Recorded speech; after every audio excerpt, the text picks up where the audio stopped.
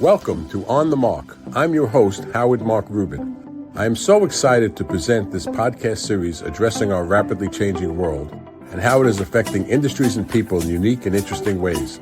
As John F. Kennedy once said, change is the law of life, and those who look only to the past or present are certain to miss the future. The business leaders and personalities who I will be interviewing in these podcasts certainly look to the future. And I hope you come away with information and inspiration that helps you adapt in both your business and personal lives. You can find these podcasts on all major platforms, including YouTube, LinkedIn, Facebook, Apple Podcasts, Spotify, and on our website, getsplatzer.com. Welcome to On the Mark. I'm your host, Mark Rubin.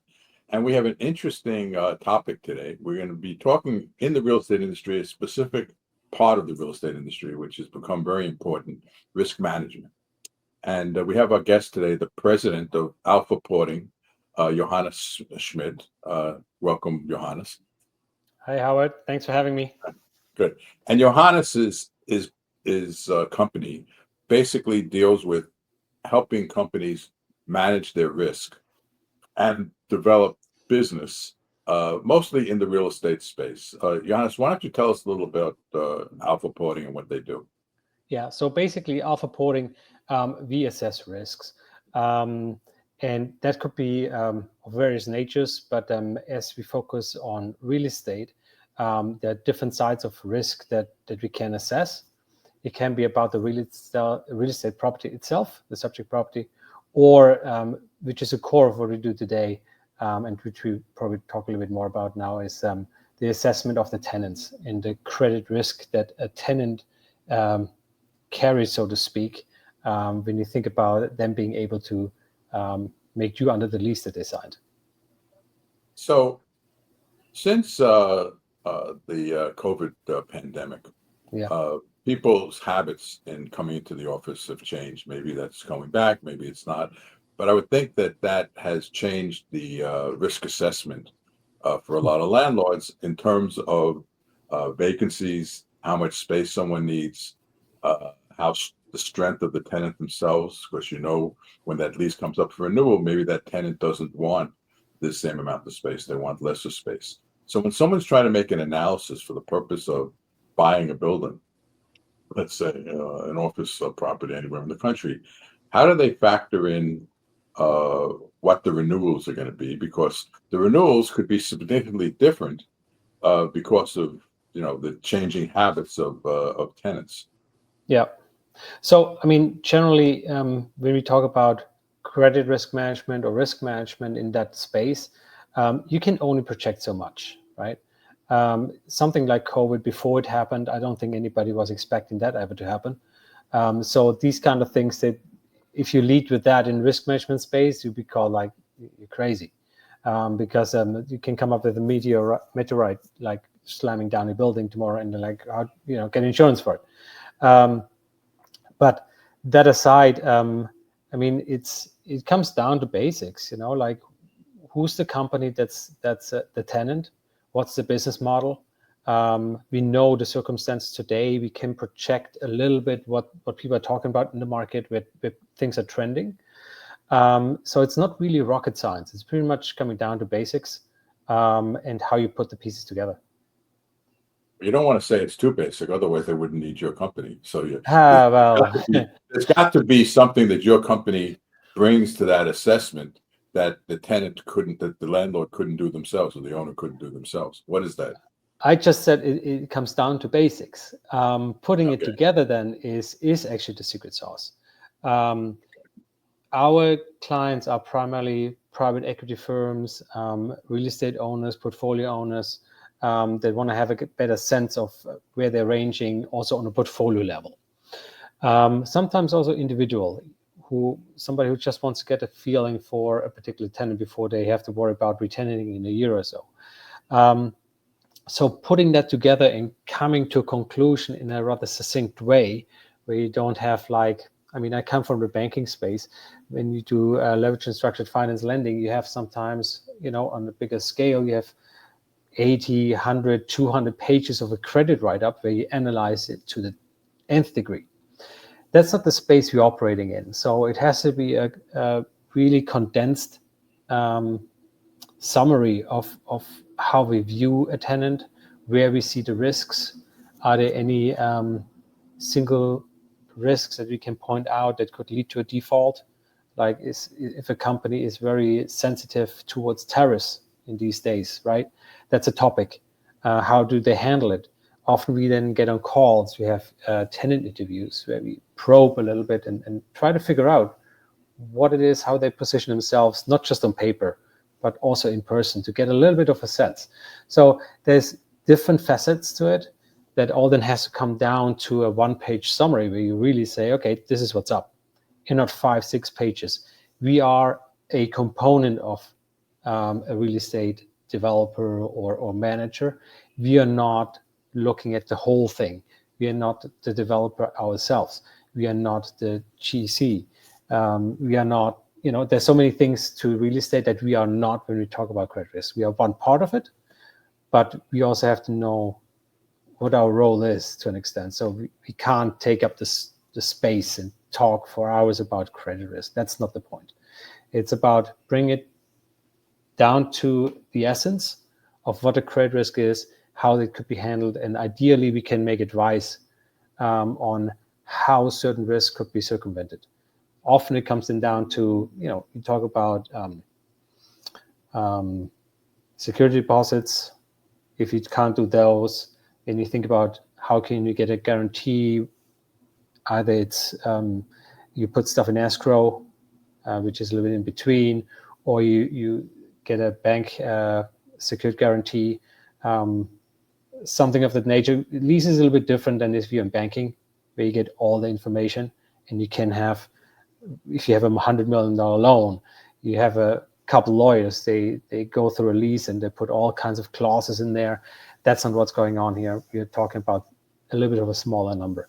So things have to be a little more simplistic, quote unquote. It's not that simple on our end, but the secret sauce is to bring it down to something that seems rather simple.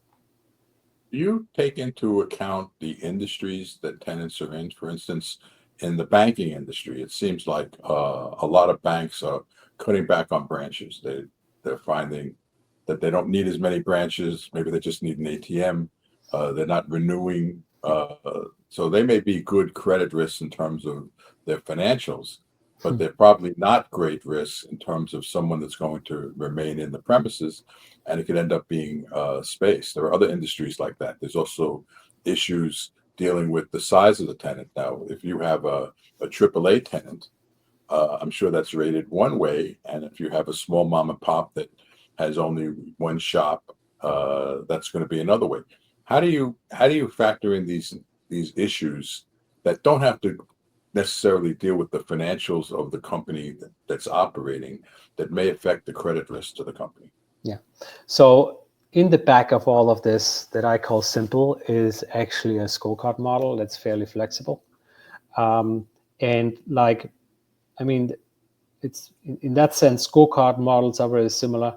You look at benchmark data on the one hand, for the quantitative components, meaning the numbers.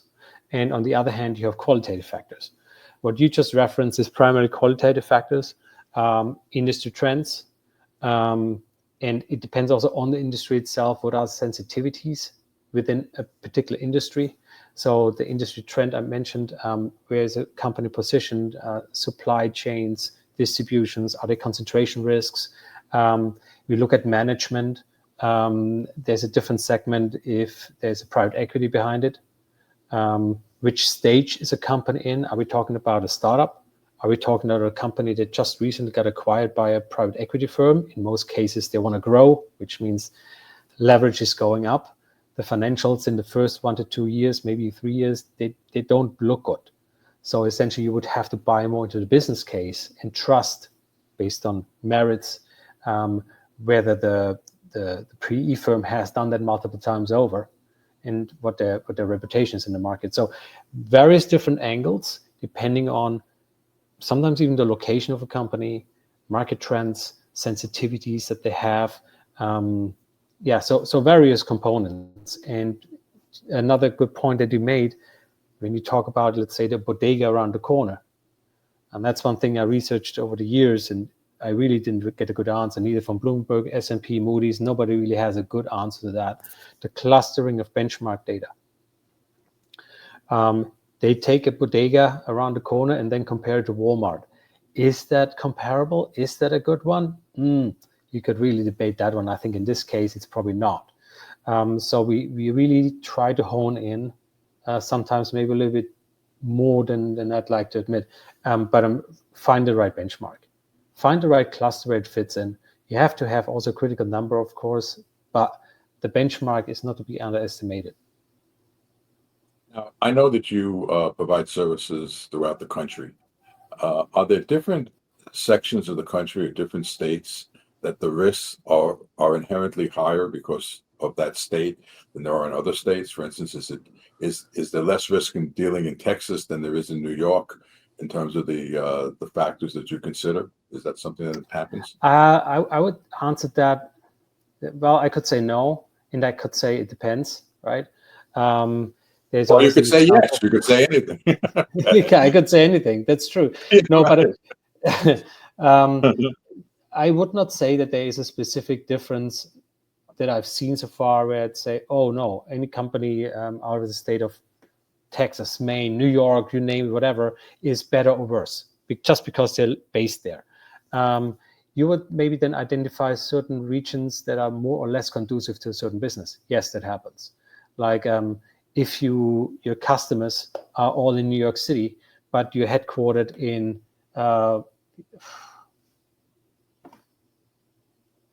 now I'm looking for a small place. Don't even know the United States so well. About Galveston, Texas. For example, not that they're so small, but you're just very removed from your clients, then that's typically not a good thing, right? So it depends on the situation. Sometimes also on the strategy. We see platform companies, they're very different.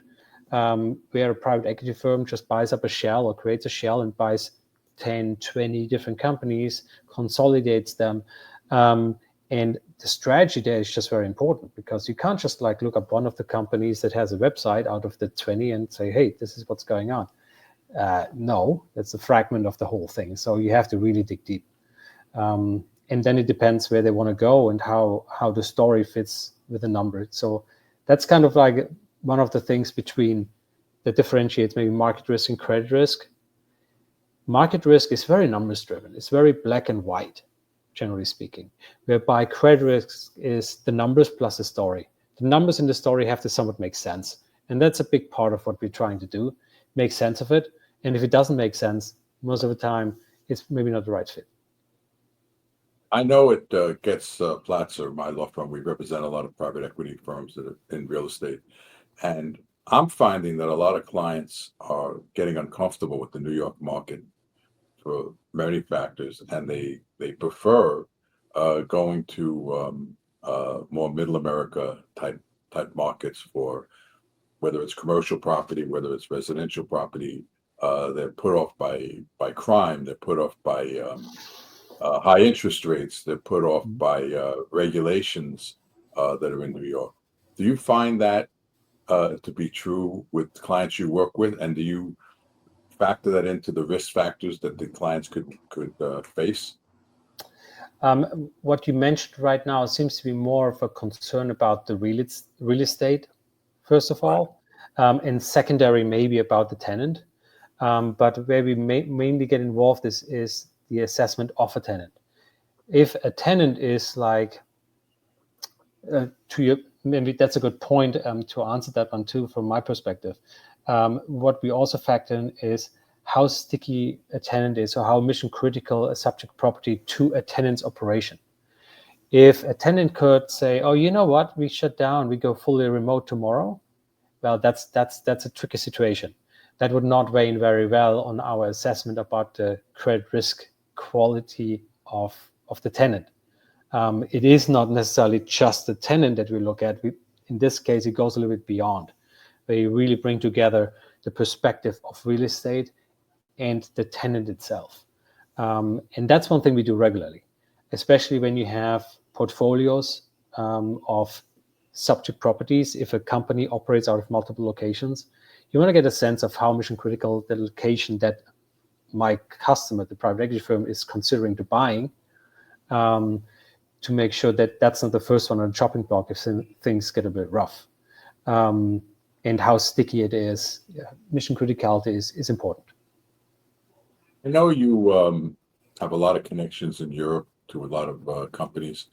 And I know that in the past, a lot of European and Asian companies have invested in the United States. They bought a lot of property in the United States.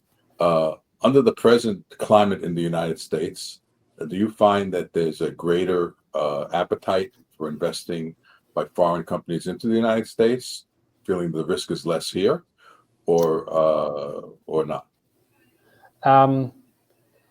That's a little bit of a loaded question, because you get a little bit of both. The SMEs, I would say, they try to invest more in the United States more recently, especially when they come out of Europe. Can you say what an SME is for people who don't understand that? What's an SME? Sorry, SMEs, small and medium-sized enterprises. Okay.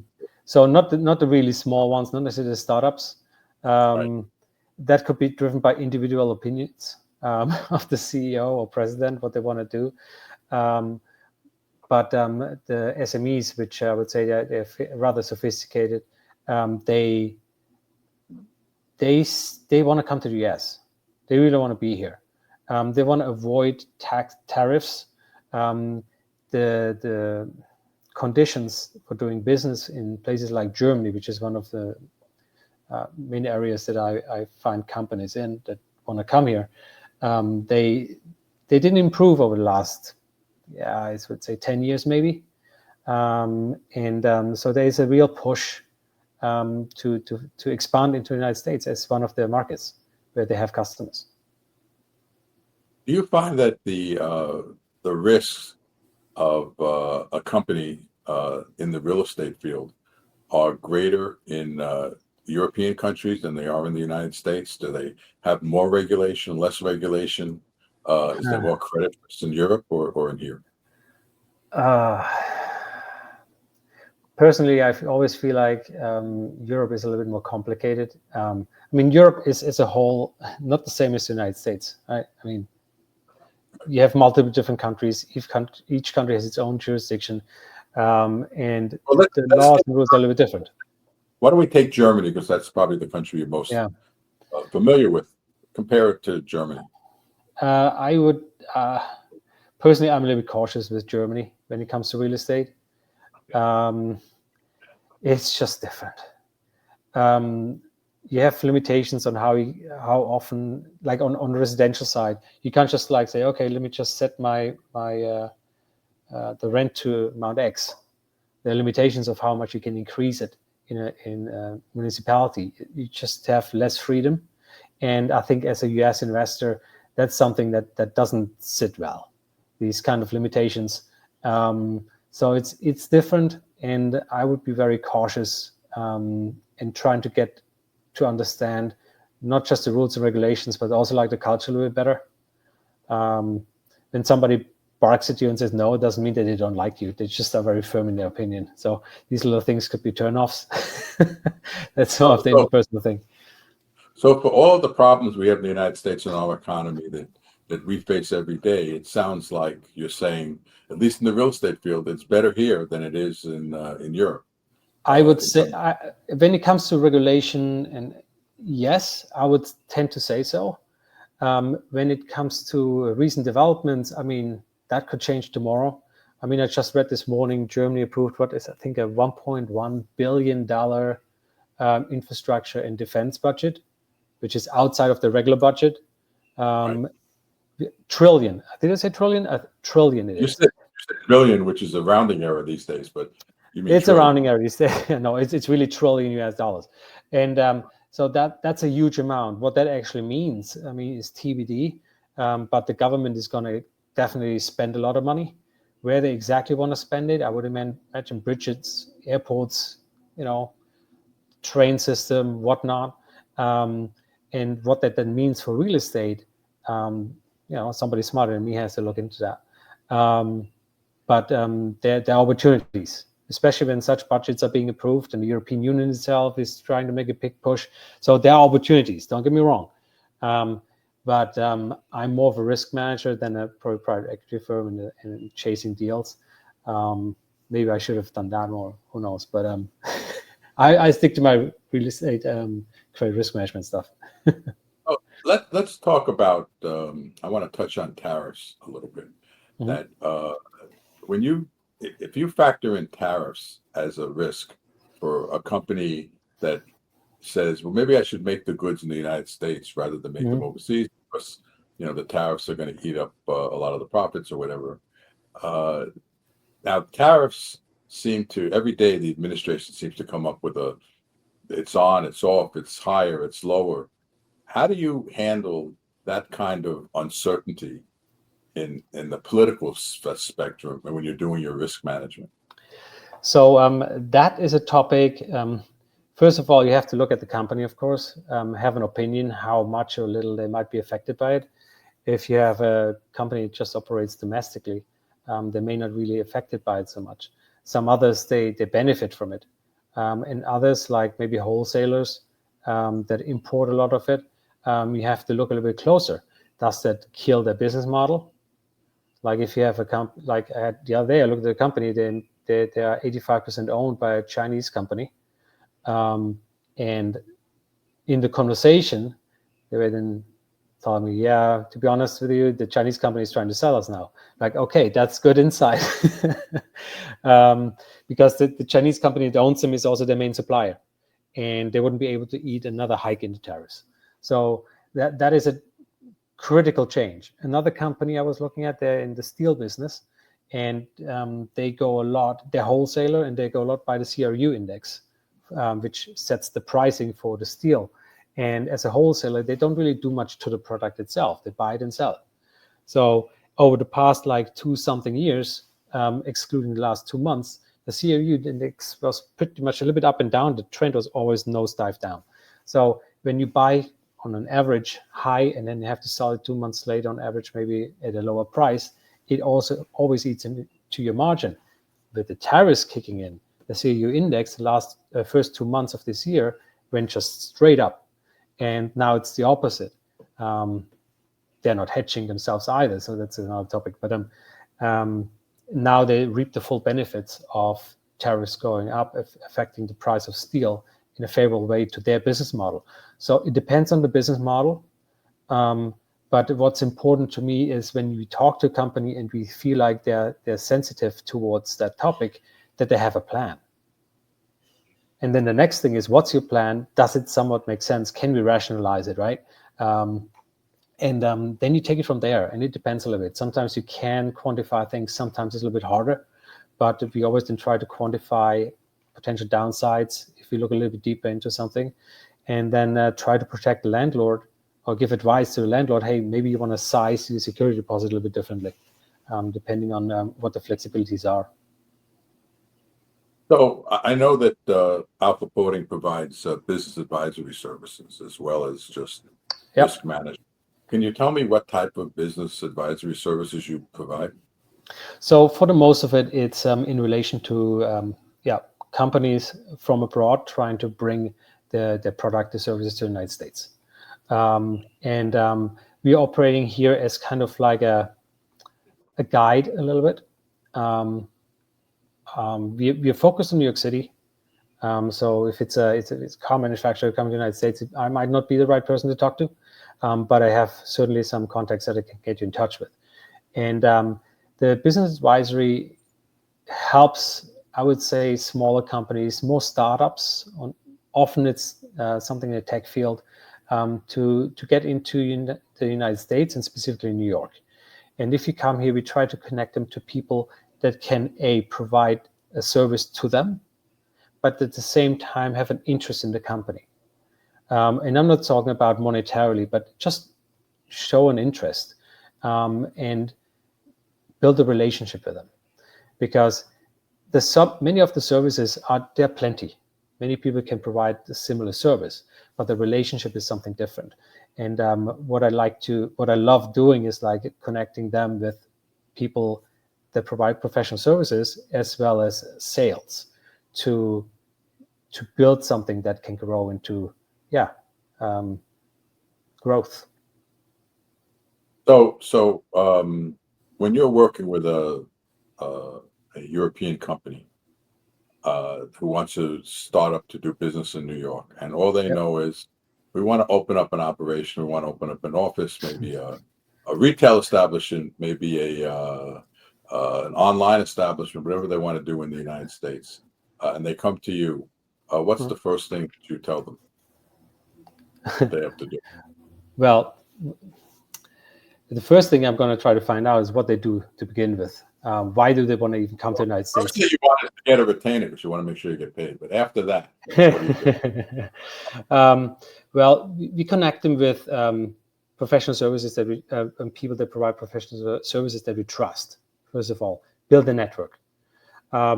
Once we have those connections set up, I mean, there's simple, mundane things. You need a bank account. Well, first you set up the entity. You need a bank account. They want to have phone numbers. They want to be reachable. Then sometimes they want to go all in right away and they want to have a location. Then we can connect them there. So we just give them really the tools and some options of how to get from A to B. They got to walk themselves. I can only tell them, hey, here are some pointers. Give them a little advice of what I know, what I learned coming here into the United States. I'm here now for 15 plus years. So there are some differences. And at the same time, I sometimes can emulate with them coming from another country. You look at things a little bit different. You don't really understand what is meant by the words. So you translate sometimes just mundane things so they understand what it really means and why certain things are more relevant than others. Then you talk about also like cultural differences. When you do sales in the United States, it's not like since I'm German, I'm going to play with the stereotype a little bit, right? But Germans often are very confident in the product or service that they came up with, and there's sometimes the conception of the United States is a great market. You get bigger checks for funding. Let me come here, and the product, it's the best thing in the world anyway. Everybody would want it, so that's it. We're just going to show people. They go very aggressive on LinkedIn. They try to find people, find contacts. They do a lot of work, but just especially in the United States, my experience is if you being introduced by somebody that knows and values you, and that's why the relationship building is so important to what I do with them, it has a different rate, even when it then later on comes to sales. But first you need feedback from third parties, from friendlies, to find out what's the product market fit, come up with a strategy, how to do that, etc., etc. So you also do some marketing and help them that side. You help them get feedback, and the execution then later on is a bit it just comes later. Don't rush too fast into it. A good example like that is Aldi. Aldi has had the same strategy for decades. They go into another country, in different market, start with one little store, and then they run it maybe for 1, 2, 3 years until they figure out how they can make money based on what people like, and then they scale. And that is a very important part, because companies from especially Germany, they often come here, they think they can change the world, which is great, they're very motivated, very confident, and then they realize sometimes, this is expensive here. And it's not so easy to get funding if I only have revenue in Germany or in Europe. So I have to get revenue in the United States. How do you get revenue here? You need to maybe hire somebody. Well, if you hire somebody, how much does it cost? Oops, this is a little bit more expensive than what we're used to. Different market, different opportunity here. So these are conversations that you have up front with smaller companies, startups. The SMEs are different. They often are already quite aware and familiar with going abroad, even to other countries. They then just look more specifically, where are my clients? Who do I need to talk to? Do we have a banker? Do we have somebody that can help me with the legal side of things? Who do you trust? And I can help cross that bridge. Do you ever have occasion for an American company to want to do business in Germany, and they would approach you about helping doing that? Unfortunately, it hasn't happened yet, but I'm really excited to help an American company to do it the other way around, because I have also great relationships in that direction. Right. there are several pools, government or state side in Germany. They support exactly that direction, and they're very supportive in many different ways. So that would be another very interesting way to help a company, and I would love to do that. Does the political climate in the United States have much of an effect on Europeans' desire to invest in the United States? Well, is Trump better or worse than Biden administration for investing from foreign companies? I mean, uncertainty is always poisonous. Let's put it that way, and it's difficult to sometimes separate the news and the headlines from what happens in the real world, and but the level of uncertainty that we've seen over the past, I would say 1 or 2 months, it's not helping. Let's put it that way. It just makes people put the pause button for a moment and let's wait for a moment and see what happens. And I think that's a big part of what's going on right now. There is still, and I want to reaffirm that there is still a big interest to come to the United States as a result also of tariffs and whatnot, but also as a result of the lack of investments in Europe and specifically Germany. However, current events today, just a few hours ago, I read that they approved this $1.1 trillion investment fund of sorts, we want to call it, and that could be a little bit of a game changer, depending again on the industry you're in. If you're in the automotive industry, that may not really affect you that much. If you're Rheinmetall, then that's a different story. They don't even know where to find the people. I guess they get them from the automotive industry. They're slaying them off. But so it depends. But there's a big interest in coming to the United States. That is, I think, generally unchanged. And if anything, then it's stronger than it was before. However, due to current events, there's a little bit of a pause on many things that people are waiting out. And what effect in the New York City market? There's a lot of office vacancy space, and for B and C buildings, not the premier A buildings, but there's a big push to try to convert them into residential use. I know that I'm aware in my law firm that we have owners of buildings explore, and only about a third of the buildings that are B and C buildings in New York are possibilities for converting. But is that something that you see in the New York City real estate market, a conversion of unused office space to residential office space? It's not something that I've been involved in firsthand, to be honest, because we primarily look at companies as commercial tenants to real estate properties. But I read the news too, and then post-COVID, during COVID, it became very obvious that there's a change that is structural, with many companies leaving New York or going fully remote, and people not coming back to the office as frequent anymore as they used to, even for the big companies.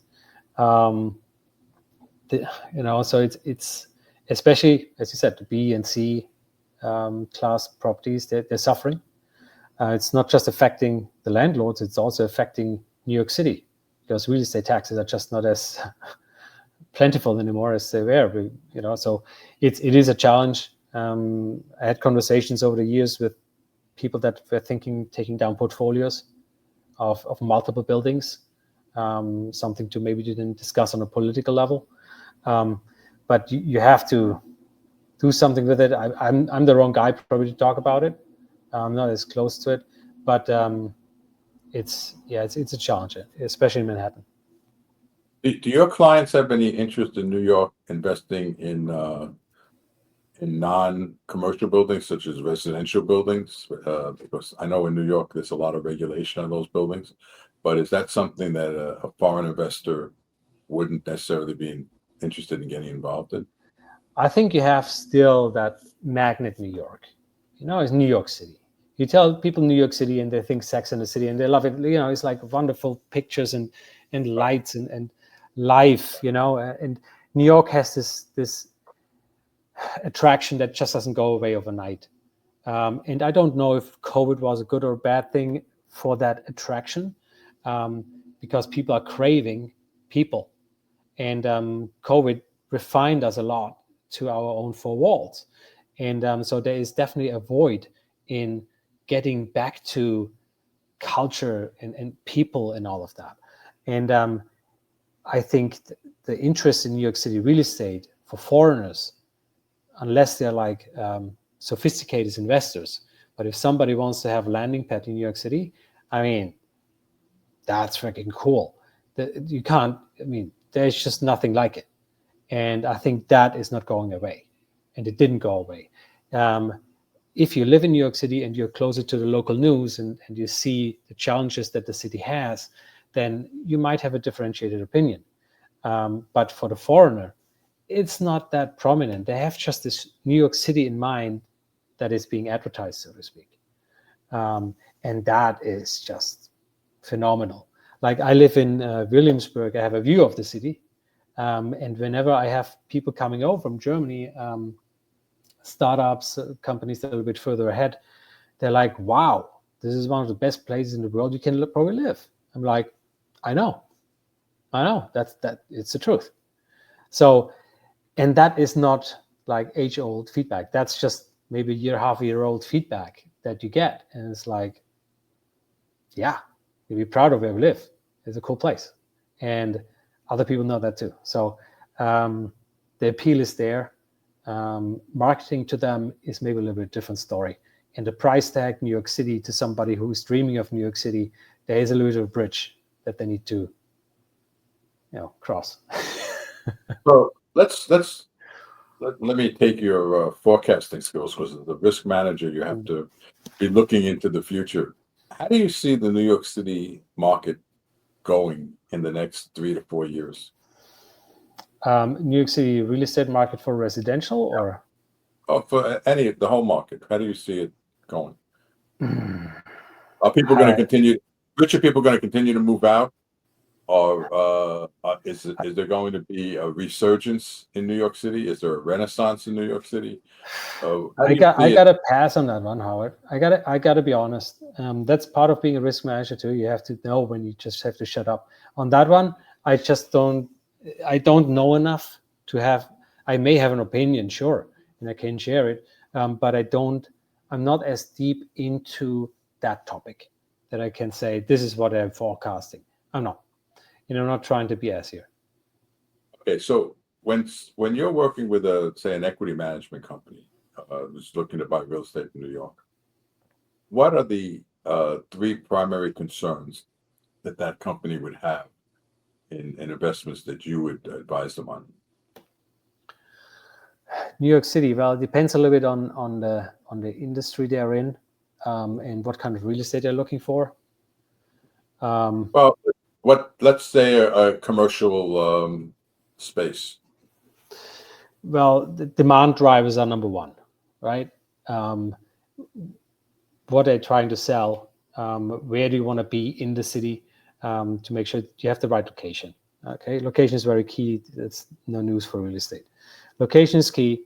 Then depending on what kind of like people they need to run the operation, you have to look at, do you have access to the right people where you're locating your business?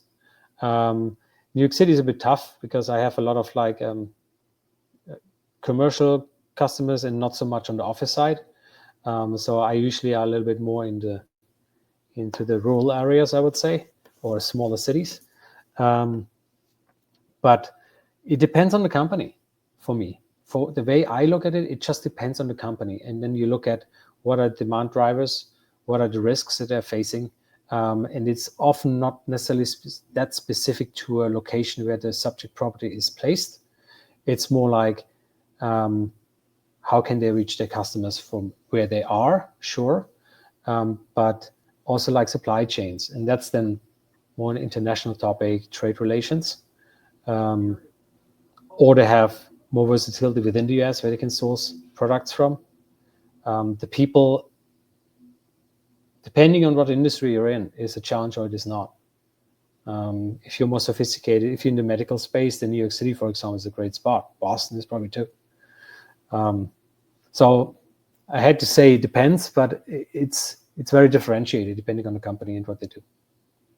Well, I want to, we're coming to the end of the program now, but I wanted to thank you and tell the listeners that if you're looking to invest and need some risk management advice, or whether you're a foreign company looking to come into the United States from wherever, I've worked with Johannes and he does a great job. He's very diligent.